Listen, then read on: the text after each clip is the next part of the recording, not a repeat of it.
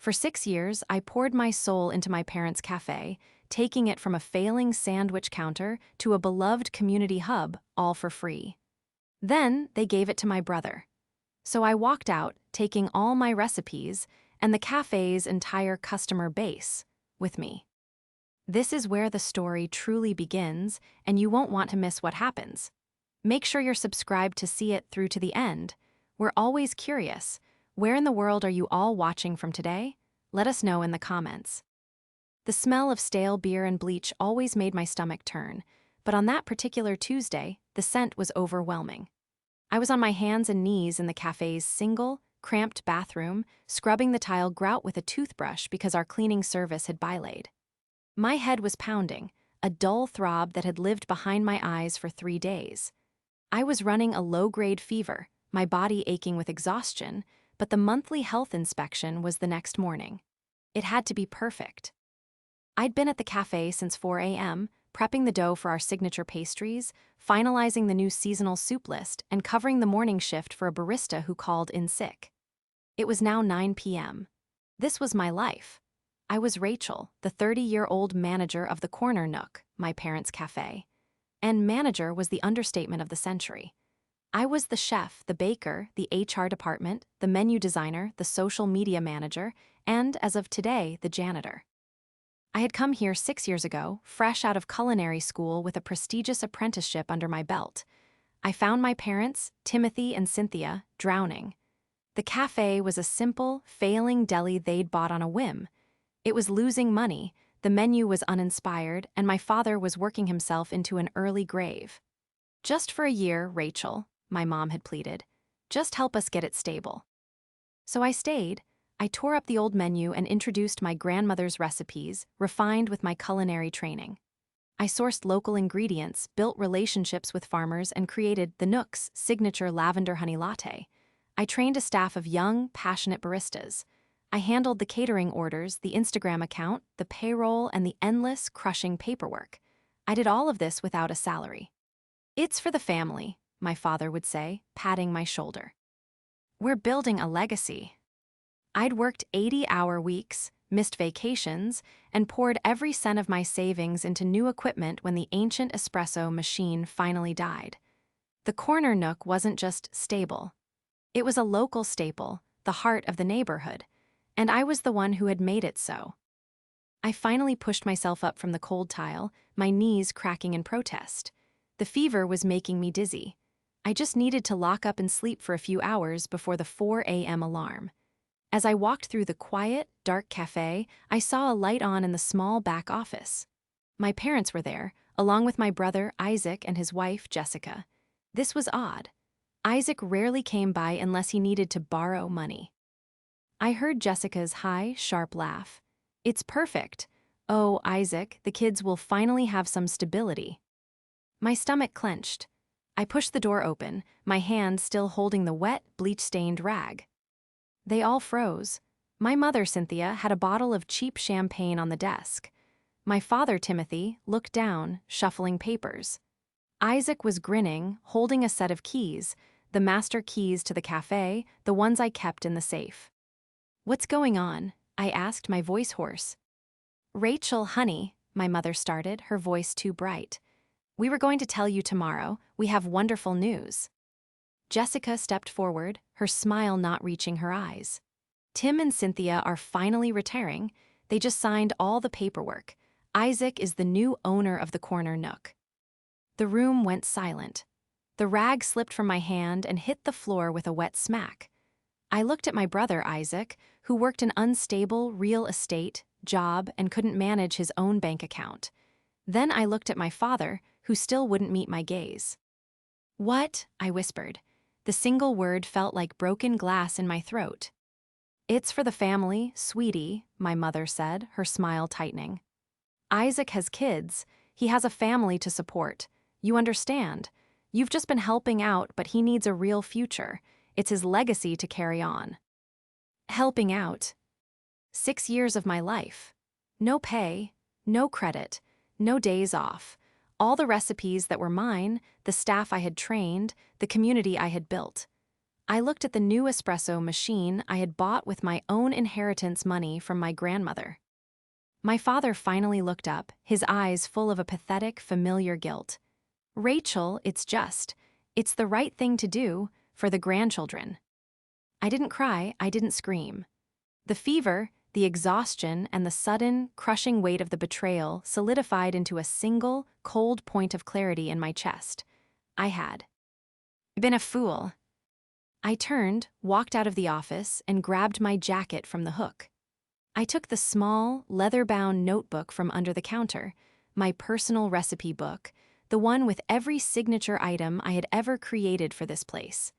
Then I walked to the front door, unlocked it, and stepped out into the cold night air. I left the door unlocked. I left the keys on the counter. I left them all standing there in the office, and I walked away. The betrayal was worse than the exhaustion, worse than the fever, worse than the 6 years of unpaid labor. It was absolute. The first 24 hours were a blur. I went home to my tiny apartment, the one I could barely afford by dog-sitting on my off hours, and slept. I don't think I dreamt. I just fell into a black, feverish void. When I woke up, it was dark outside again. My phone, which I'd silenced, was a blinking beacon of chaos on my nightstand. 64 missed calls, half from my mother, half from my father, 28 text messages. Mom, Rachel, you forgot to lock up. The morning shift is here. 5:01 a.m. Mom, where are you? The produce delivery is here. 6:30 a.m. Dad, Rachel, this isn't funny. 7:15 a.m. Mom, Isaac can't find the payroll passwords. 9:20 a.m. Mom, where's the recipe for the lavender syrup? The customers are asking. 10:00 a.m. Mom, Rachel, you are being incredibly selfish. Call Emmy now. 12:00 p.m. I read them all with a strange, numb detachment. My fever had broken, leaving behind a cold, hollow clarity. I made myself a cup of tea, not the cafe's custom blend, just a simple, generic bag. It tasted like ash. My phone rang again. It was Marco, my head barista. He was a sweet kid, just 22, and I'd trained him myself. He was the only one I'd given my personal cell number to for emergencies. I guess this qualified. I picked up. Rachel, oh, thank goodness, he sounded breathless. Are you okay? Your parents are here and your brother. Rachel, it's a disaster. What's happening, Marco? I asked, my voice flat. Your brother, Isaac, he's in charge. He showed up this morning with his wife, Jessica, and she tried to streamline the morning rush. She told me I was using too much espresso per shot and that we should water down the cold brew to increase margins. And Isaac, he's in the back office. I think he's trying to figure out the register, but he just keeps yelling. He paused, and I heard a muffled crash in the background. Marco, he continued, his voice dropping to a whisper, he can't find your recipes. The laminated cards are gone. The binder is gone. I have them, Marco, I said quietly. They're mine. Oh, there was a long silence. Oh, okay, good, what do you want me to do? Mrs. Henderson is here for her usual scone, but your mom tried to bake them this morning using the premix from the box, and, Rachel, they're like hockey pucks. Mrs. Henderson she's not happy. I closed my eyes, picturing the elderly woman who came in every single morning, rain or shine. I knew her order by heart. A blueberry lemon scone, extra glaze, and a small black coffee. It's not your problem, Marco, I said. It's not my problem anymore either. Your loyalty is appreciated, but you need to look out for yourself. I'm not coming back. I hung up before he could reply. I spent the rest of the day in a daze, applying for jobs online. Chef positions, line cook, even barista. My resume was complicated. 6 years of high-level management, menu design, and operations experience all at one place. All for family. All unpaid. How do you explain that? As I was typing, an internal thought, one I had suppressed for years, rose to the surface. It was a cold, hard little fact that I had kept locked away. They forgot about the lease. My father had been the original signatory years ago. But when we'd done the big renovation 3 years prior, the one I designed and oversaw, the one I'd paid for the new fixtures for with my inheritance, we had to renegotiate with the landlord. My father, with his bad credit, couldn't get the loan for the upgrades. So I had. And to secure the loan, the landlord had insisted my name be added to the lease as a primary tenant and operations manager. I had been so busy, so exhausted, I'd signed the papers and forgotten about it. But they had forgotten, too. They had forgotten that, while they owned the business, I was one of the people who legally controlled the space.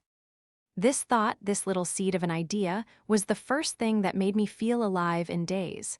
I pulled up my old files. I found the scanned copy of the lease. My name was there, right next to my father's. My phone buzzed again, a new text from my mother. "Mom, your brother is the owner now, Rachel. You walking out is a betrayal of this family. We gave you a place to work for 6 years, and this is how you repay us." I looked at the text. I looked at the lease agreement on my screen. They had forgotten one crucial T. Hing. I didn't reply.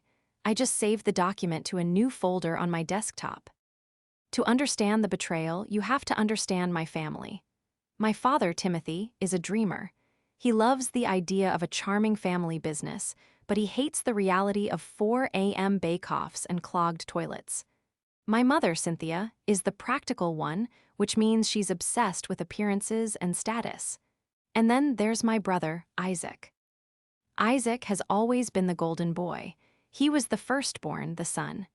He got the new car, the college tuition, the endless loans to start his series of failed businesses. I was the responsible one. I got good grades, a scholarship, and the expectation that I would clean up everyone else's messes. When I came back from culinary school, I was on a high. I'd been working 16-hour days in a Michelin-starred kitchen, and I loved it. I had a path. Then I saw the cafe. My parents had sunk their retirement into it, and it was failing. My father looked gray and defeated. My mother was teary and hysterical. "It was Timothy's dream," she cried. "We'll lose the house." So I stayed. I put my dreams on hold to save theirs. For the first year, it was a triage. I worked from open to close, slept for 4 hours, and did it again. I cut the deadweight items, introduced a simple, fresh menu, and slowly the regulars started coming. Not for my parents' weak coffee, but for my tomato basil soup, for my flourless chocolate cake. After I'd stabilized the finances, I wanted to leave. "Not yet," my mother would say. "We're just getting on our feet. What would we do without you?" Then Isaac married Jessica. Jessica was polished with perfect nails, a vague influencer job, and a backbone of pure, unadulterated steel. She saw the cafe, which was now thriving, as a personal bank. She'd bring the kids in and let them run wild, demanding free food for her playgroup, and loudly complaining if the lattes weren't perfect. "It's a family business, isn't it?" she'd say with a tinkling laugh. "We're family." She was the one who started the legacy talk. "Isaac needs to be thinking of his children, Timothy," I'd overheard her saying to my father last Christmas. "He needs something stable, something to pass down. This little cafe is perfect." I'd brushed it off. How could they pass down something they didn't even know how to run? Surely my parents, who had watched me sacrifice my 20s for this place, would see how ridiculous that was. But I'd underestimated Jessica. She was an expert at painting Isaac as a responsible father struggling against the world, while I was painted as the carefree, childless hobbyist who was just playing restaurant. The day after I walked out, I got a text from her. Not from a blocked number, but from Isaac's phone. "Isaac's phone, I know you're upset, Rachel, but you need to be an adult. You can't just abandon your family. Isaac is the owner now, and you need to come show him how to work the big oven. And I can't find the supplier list for the good chocolate." It wasn't a request, it was a command. I ignored it. A few hours later, a new text. "Isaac's phone, if you don't send me the recipe for the scones by tomorrow, I'm just going to find a new one online. Your secret recipes aren't that special."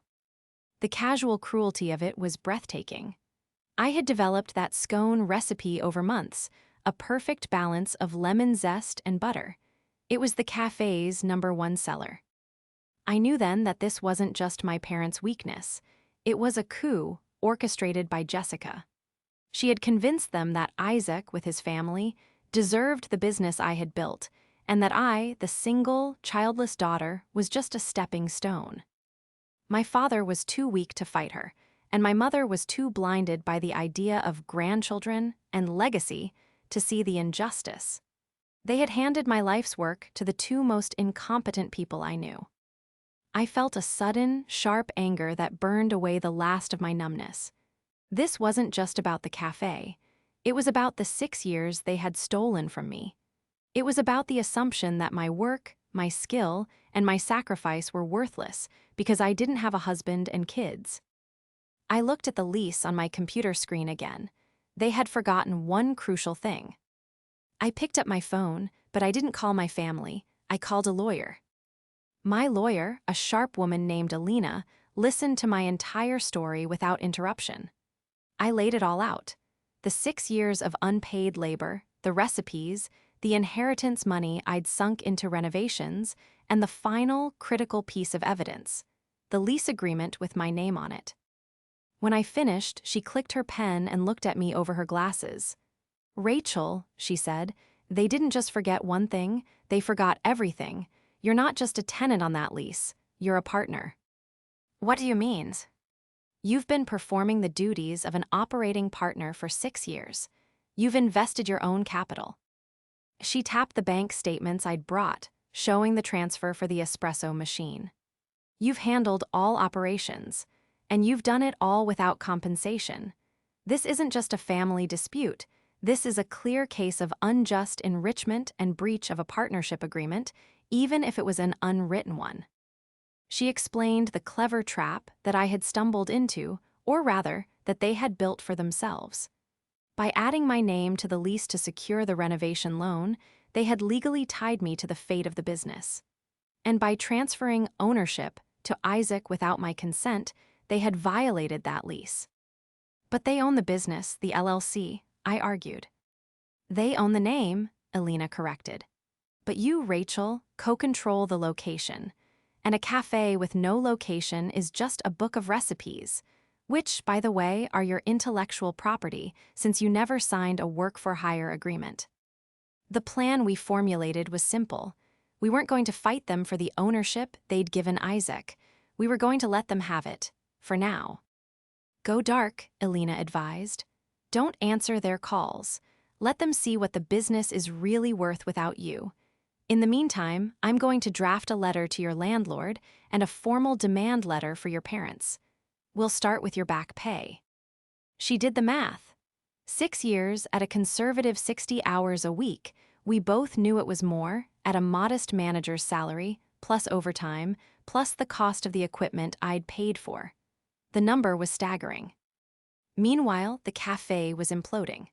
Marco was my inside man, though I'd urged him to find another job. "It's a train wreck, Rachel, I can't look away," he'd texted me. Day 3, Jessica tried to change the menu. She printed new ones on cheap paper with clip art. She's replaced your farmer's market quiche with a quick quiche made from store-bought pie crusts, and she's raised the prices on everything. Then, day 4, Isaac tried to fix the espresso machine with a wrench. "There's water everywhere. We're serving drip coffee only." He's blaming the shoddy equipment you bought. The best or worst update came on day 5. Day 5, Jessica is redecorating. She's put up fake ivy everywhere and a live, laugh, love sign over the counter. She's playing her own Chill Boss playlist. It's all pop music. Mrs. Henderson came in, took one look, and walked out. She said, "This isn't the Nook." While Jessica was busy destroying the ambience, Isaac was destroying the reputation. He was rude to customers, blaming them for confusing orders. He'd been caught smoking out back, leaving the front counter completely unattended. The glowing 4.8-star Yelp review I had painstakingly built was plummeting. "Worst service ever," one new review read. "The new owners are a joke. What happened to Rachel?" "The coffee tastes like burnt water and the new manager, the owner's son, was incredibly rude," said another. "Such a shame. This used to be my favorite spot." The regulars were leaving. The cafe I had built was dying. And as I watched it happen, I felt a strange, cold calm. I was no longer a victim. I was a strategist. Elena sent the first letter. A formal demand for 6 years of back pay, itemized and calculated down to the cent. It was delivered via courier to my parents' home. The response was immediate. My phone exploded. This time it wasn't just my parents, it was Isaac. He didn't call, he just sent a text. "You will not get a single penny, you selfish witch. Dad is so stressed his heart is hurting. This is all your fault." Then my father called. I let it go to voicemail. "Rachel, honey, please." His voice was a weak, reedy thing. This lawyer, this is a mistake. You're tearing the family apart. We can talk about this, just call me." I saved the voicemail. Elena had told me too. The true investigation, however, was into Isaac. Elena, with her network, had hired a private investigator. "Just a hunch," she'd said. The hunch paid off. Isaac wasn't just unsteady in real estate. He was drowning in debt. He had 2 pending lawsuits against him for deals gone bad and a string of creditors. He wasn't just given the cafe as a legacy. He was given it as a lifeline, a cash-flowing asset he could borrow against. And that's exactly what he'd done. The day after the ownership was transferred, he had already taken out a massive loan against the business. "They didn't just give him the cafe, Rachel," Elena said, her voice grim. "They've tied its entire value to his personal, toxic debt. He's going to bankrupt them." The trap was set. Now, we just had to wait for them to walk into it. The first confrontation happened, as I'd expected, at my apartment. They didn't call. They just showed up. My mother, my father, and Isaac. I saw them through the peephole. My mother, Cynthia, looked furious, her face a mask of pinched indignation. Isaac looked smug, bouncing on his heels like he'd already won. My father, Timothy, just looked gray and exhausted, standing a step behind them. I opened the door. "Rachel, thank goodness." My mother pushed past me into my tiny living room. "We need to talk. You need to call off this lawyer." "It's a demand letter, Mom," I said, staying by the open door. "It's a request for payment for services rendered." "Services rendered?" she scoffed. "You were family, we gave you a place to go." "You gave me a failing business that I turned into a success," I said, my voice even. I looked at Isaac. "A success you're managing to destroy in less than a week." "The business is fine," Isaac snapped. "It's a transition period. The staff is lazy, especially that kid Marco. I had to fire him." My blood ran cold. "You fired Marco?" "He was insubordinate," Isaac said with a shrug. "And he kept forgetting how to make things my way. We're better off." "Your way," I said. "Watering down the coffee and serving boxed mix, that's your big business plan." "It's called profitability, Rachel," Jessica said, emerging from the hallway. I hadn't even seen her. She'd been lurking, listening. "Something you clearly know nothing about. You were just giving things away." "I was building a community," I shot back. "Something you know nothing about." "Enough," my father finally spoke. His voice was strained. "Rachel, this number, this amount of money, it's ridiculous. We don't have it." "You did," I said. "The business had it before you gave it to him." I looked at Isaac. "You've already taken a loan against the cafe, haven't you? The day after you got it." Isaac's smug look evaporated. My mother's eyes widened. "What, Isaac, what is she talking about?" "She's lying," Isaac shouted, his face turning red. "She's trying to poison you against me." "Am I?" I said. I pulled a file from my coffee table. Elena had told me to keep copies. "Because this is a public filing. A UCC lien against the Corner Nook, LLC for $50,000. To a creditor I know you've been dodging for months. You didn't get the cafe as a gift, Isaac. You got it as a bailout. And you've already strapped it with your personal debt." My mother's face went white. She turned to my father. "Timothy, you told me this was to secure his future, not to pay off his past." My father couldn't speak. He just stared at the paper in my hand. "He's going to sink you," I said, my voice quiet. He's going to take the business I built, the business you've owned for 20 years, and he's going to drive it into bankruptcy in less than 6 months. All because you were so desperate to give him something he never earned. Jessica lunged forward, her mask of polish completely gone. You've got no right. After all we've done for you, you were just the help. You were never going to get the cafe. I don't want the cafe, I said, and the truth of the words surprised me. I just want what I'm owed, 6 years of my life. You'll get nothing, Isaac yelled, his voice cracking. It's mine, it's all mine. That's where you're wrong, I said. I pulled out the second document. This is a copy of the lease for the building, the one with my name on it. As an operating partner, any transfer of ownership or the incurring of new debt against the business required my signature, which it does not have. I looked at my father. You violated the lease, Dad, and you, I looked at Isaac, committed bank fraud. The silence in the room was absolute. Jessica's jaw was on the floor. My mother looked like she was going to be sick. My father, Timothy, had to lean against the wall, his hand over his heart. You've been served a demand for payment, I said, my voice like ice. My lawyer, Alina, will be in touch with her next steps. Now, get out of my apartment. No one moved. I said, get out. My mother, for the first time in my life, looked truly afraid. They shuffled out of the door, a defeated, pathetic mess. Isaac was the last to leave. He stopped in the doorway and looked at me, his eyes full of a venomous hatred I hadn't known he was capable of. You've ruined this family, he whispered. No, Isaac, I said, and I closed the door in his face. You all did that yourselves. The fallout was immediate. My father, predictably, had a health scare. My mother used it as a weapon. He's in the hospital, she shrieked into my voicemail. His heart, the stress you've caused, the doctors say he needs to rest. How could you do this to your own father?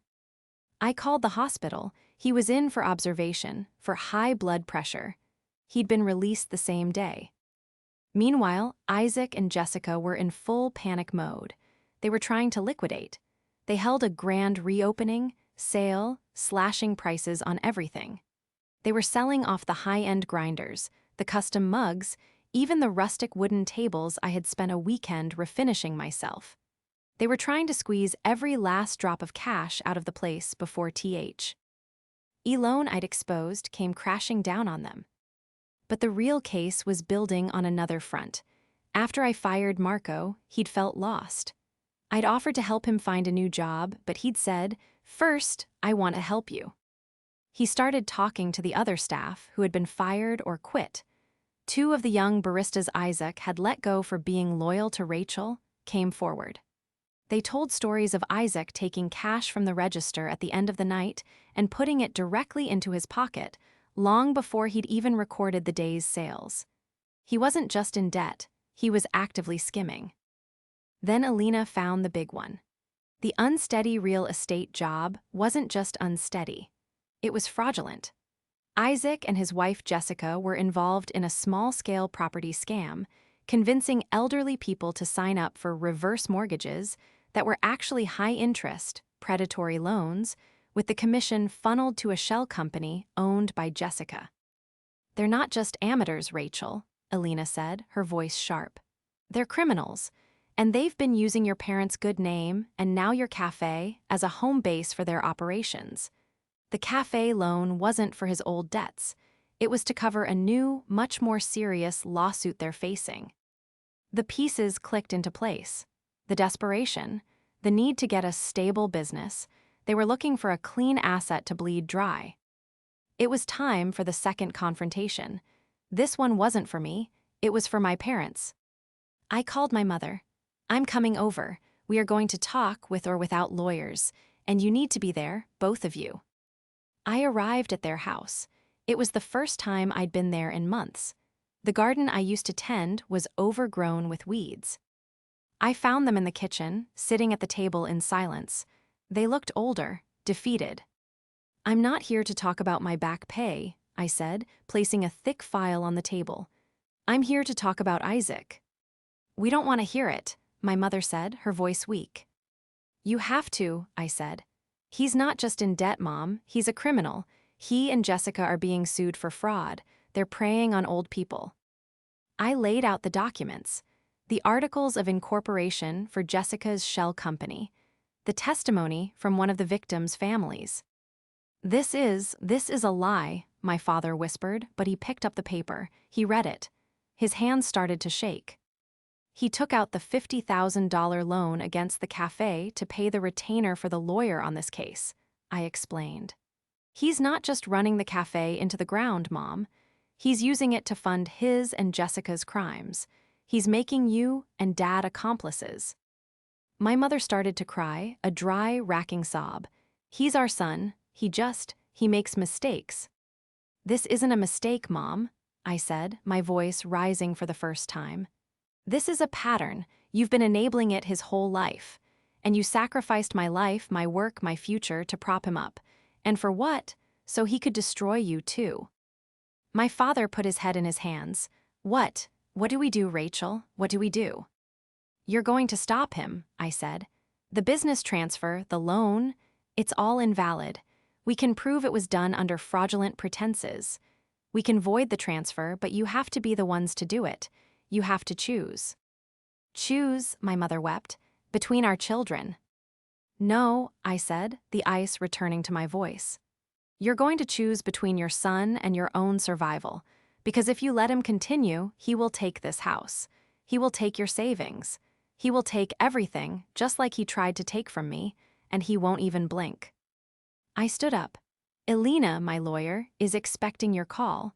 She can help you file the complaint. Or you can sit here and wait for the police to show up when his entire house of cards collapses. I left the file on the table. As I walked to the door, my father's voice, small and broken, stopped me. Rachel, he's at the cafe, he's meeting someone, an investor. He said it was going to save us. I looked at my watch. It was 7 p.m. The cafe had been closed for hours. He's not saving you, Dad, I said. He's selling off the last of the parts. I knew what I had to do. This wasn't going to be a quiet legal battle. This was going to end. Tonight. The cafe was dark, but I could see a dim light on in the back office. I still had my original key. The one they'd never asked for, the one I'd had cut 6 years ago at the hardware store. It slid into the lock with a quiet, familiar click. I slipped inside. The cafe was a ghost. The fake ivy Jessica had strung up was drooping. The live, laugh, love sign was crooked. It smelled of stale coffee and desperation. I heard voices from the office. Isaac's and another man's, deeper and rougher. So, you get the title to all the kitchen equipment, free and clear, Isaac was saying, his voice high and fast. The espresso machine alone is worth 20, but I'm willing to part with the whole. E-lot for 15 cash, tonight. And the owners, the parents, the man asked. They're on board, they've signed off. It's all legit, Isaac lied. I walked to the main breaker panel, tucked away in the pantry. I knew it like the back of my hand. With a firm pull, I threw the main switch. The entire cafe, including the back office, was plunged into total darkness. What the hell? The man's voice boomed. It's just a fuse, Isaac yelped. Stay here. I heard the office door open and Isaac fumbling his way into the main room. Who's there? I flicked on the powerful flashlight I'd brought. I aimed the beam directly at his face. He froze, a terrified animal caught in the light, his hand outstretched. Hello, Isaac, I said. My voice echoed in the empty room. Rachel, what are you doing? You can't be here. This is a private property sale, Isaac, the other man said, emerging from the office, using his own phone as a light. He was a large, imposing man, and he looked angry. Who is this? She's no one, Isaac shrieked. I'm Rachel, I said, moving the beam of light to the new man. I'm the operating partner for this business and the co-signer on the lease for this building.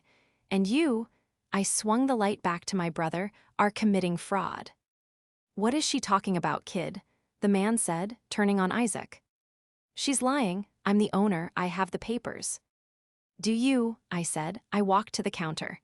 and just as I'd heard them, car doors slammed outside. The front door of the cafe burst open, and the room was flooded with light. It was my parents, but they weren't alone. Elena was with them, as were two police officers. My mother, her face stained with tears, but set with a new, fragile resolve, pointed a shaking finger at Isaac. "That's him," she said. "That's our son, and he's been stealing from us." That was the moment. The look on Isaac's face, the pure, unfiltered shock, was something I would never forget. His smugness, his entitlement, it all dissolved, leaving behind the terrified, weak-willed boy he'd always been. "Mom, Dad, what is this?" he stammered. "It's over, Isaac," my father said, his voice stronger than I'd heard it in years. He was holding the file I'd given him. "It's all over." Jessica, who must have been waiting in the car, suddenly ran in. "What is going on? Isaac, who are these people?" She saw the police, she saw me, and her face contorted. "You," she screamed at me. "You did this, you, witch." "Ma'am," one of the officers said, "you need to calm down." "He's selling assets that don't belong to him, officer," Elena said, stepping forward, all professional calm. "This business transfer was fraudulent, and we have reason to believe Mr. Isaac and his wife, Jessica, are involved in several other financial crimes." As if on cue, a second set of police cars pulled up. These were not local cops. They were detectives. Someone, likely from the other fraud case, had been tipped off. The investor Isaac was meeting with, seeing the uniforms, put his hands up. "Hey, I'm out of this. The kid said it was a legit sale. I'm leaving." He wisely backed out of the cafe. Jessica began to hyperventilate. "We didn't do anything. This is a family matter." "It stopped being a family matter, Jessica," I said, "when you decided to use my parents' life savings to fund your scams." My father, in a final, powerful moment of realization, stepped up to his son.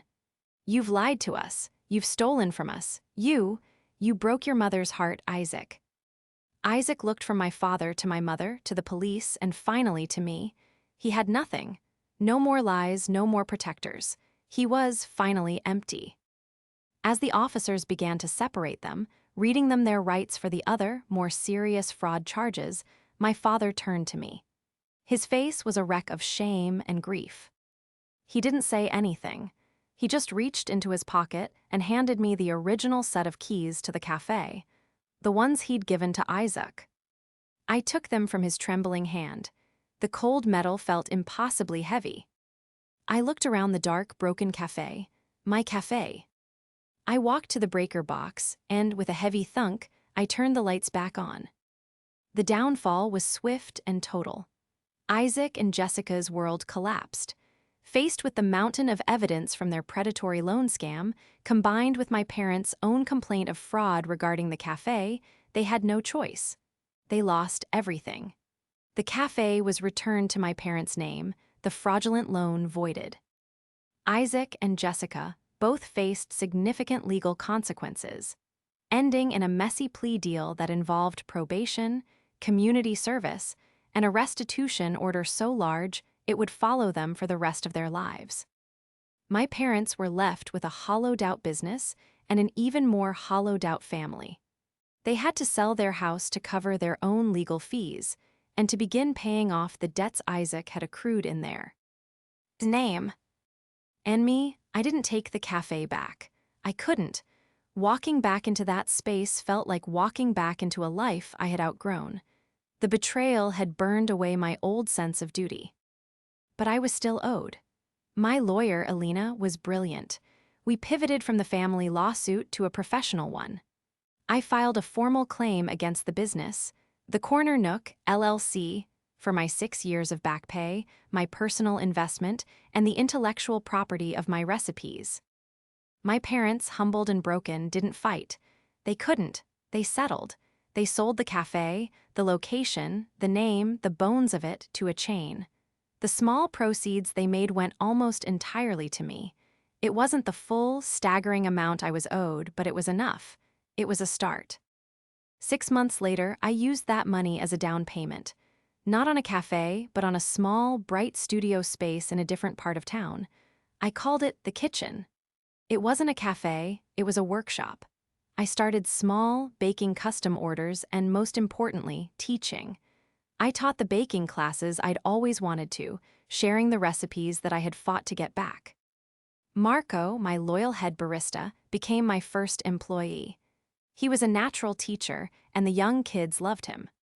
About a month after we opened, my father walked in. He was thinner, and the gray in his hair was more pronounced. He stood by the door for a long time, just watching me teach a class of retirees how to properly fold croissant dough. When the class was over, he approached the counter. "Rachel," he said, his voice quiet. He pushed a small, crumpled paper bag across the counter. I was at the grocery store. They had that lavender you always liked."